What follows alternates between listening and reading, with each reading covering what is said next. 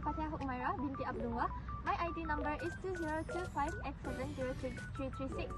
So, the chapter that I will explain is chapter 1, which is the introduction to e-hailing, and then chapter 2, which is what is the planning that is done by the ministry to manage the e-hailing issue in Malaysia.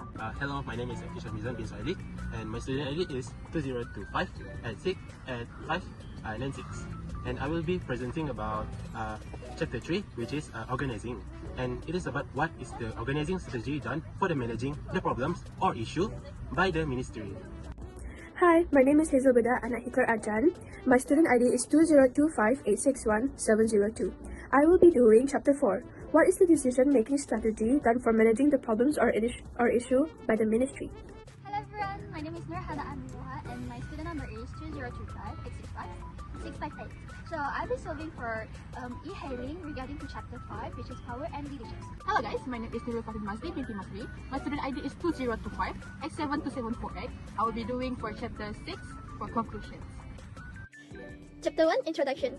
E-hailing is a modern public transport service that can be ordered online. Those who would like to use the e-hailing service could use the transportation network company apps such as Grab, Maxim, and Uber. Most e-hailing apps offer a lot of convenience such as checking the driver's profile or vehicle's details and tracking the driver's locations and arrivals, and then the user can also pay electronically by using online payment. These few benefits have led to the increasing popularity of e-hailing. However, despite these conveniences and benefits, e-hailing also faces several issues. Therefore, understanding how the Ministry of Transport manage the e-hailing issues in Malaysia while understanding its challenge is essential. Chapter 2, Planning. The rapid growth of e-hailing services in Malaysia has created both opportunities and challenges for the Ministry of Transportation (MOT). Because of this, the Ministry had begun planning both short and long-term strategies to manage these issues. The main aim of MOT's planning is to build a safer and more sustainable e-hailing environment. Firstly, illegal or unlicensed operators or non-compliant platforms. In 2025, the Land Public Transport Agency (APAD) issued a cease operation letter to the region e-hailing app Maxim for allegedly operating illegally due to its failure to ensure drivers had valid PSV license. The company was ordered to stop operations by 24th July 2025. After an appeal, APAD allowed Maxim to continue but placed it under a 3-month monitoring period. A spot check on 11th July 2025 confirmed that all inspected Maxim drivers actually had valid EVP license. After the monitoring period, Maxim received final approval to continue operations nationwide around December 2025. Secondly, e-hailing drivers' welfare. E-hailing drivers face high costs, low earning, and unfair commission, so MOT introduced a commission cap in July 2018, setting the maximum commission at 20% for e-hailing companies. Drivers must also obtain PSV license and ensure their vehicle must meet safety standards. To ease fuel costs, the government expanded the Budi Madani RON 95 program in November 2025 to include e-hailing drivers. Thirdly, illegal e-hailing by unregistered vehicles. In August 2025, KPTI declared and seized 4 Singapore-registered vehicles driven by Singaporean citizens for operating e-hailing services without valid permits in Johor Bahru. The services were seized under Section 80 of the Land Public Transport Act 2010 and are being investigated under Section 16(1) for operating public service vehicles without a valid operator's license. So, chapter 3. What is organizing? Organizing is the way of work is arranged to and allocate among members of the organization. By this action, it increases the possibility of achieving the organization's goals. The first point, work specialization. From my research, the e-hailing unit has a high level of specialization. The worker from this unit needs to have a specific legal requirements to continue working in e-hailing unit. The driver for e-hailing unit must have a driving certificate managed by the Public Service Vehicle, which is PSV. Second, departmentalization. Organizing strategy is based on departmentalization. This departmentalization is a process of grouping jobs that allows them to record the tasks. The Ministry of Transportation, which is MOT, combines functional structure and product structure. For functional structure, the MOT gives the primary regulatory function to the Land Public Transport Commission, which is APAD. This agency specializes in land public transport around Malaysia. This functional activity involves planning, regulating, and enforcing.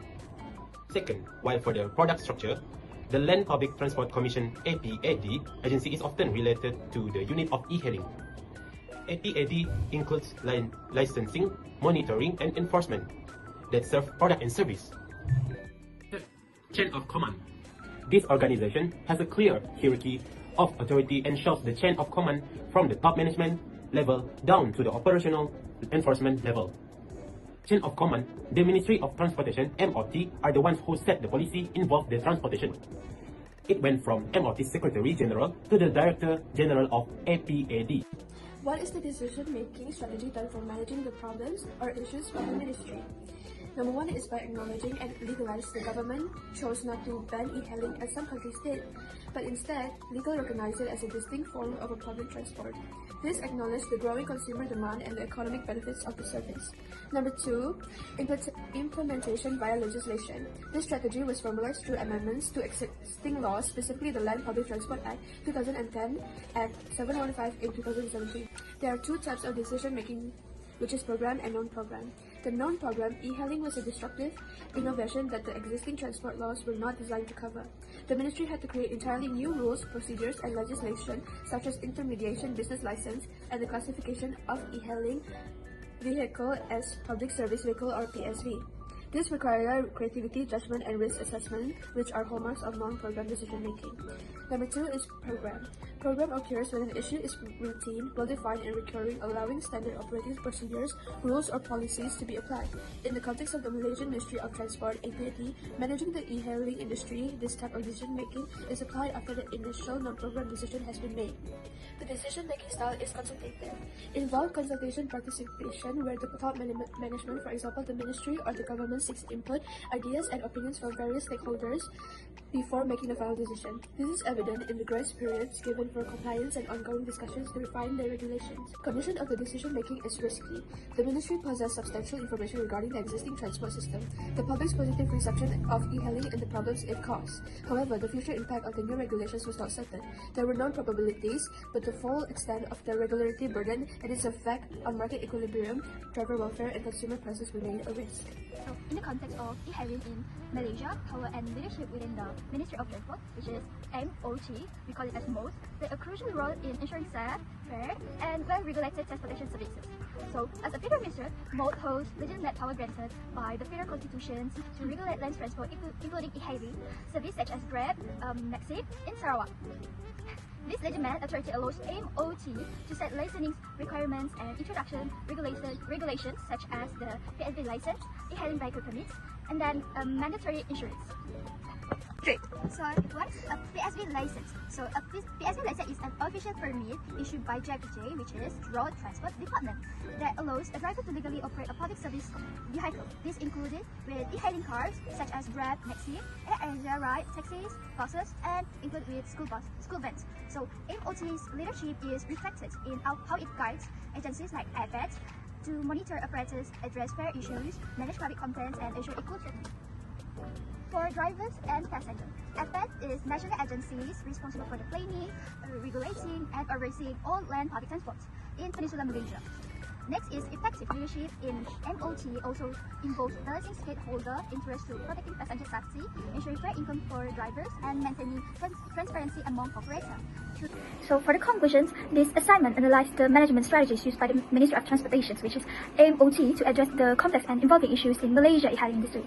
By examining the management functions of planning, organizing, and decision-making, it provided an overview of the mechanism needed to ensure a regulated and safe public transportation ecosystem.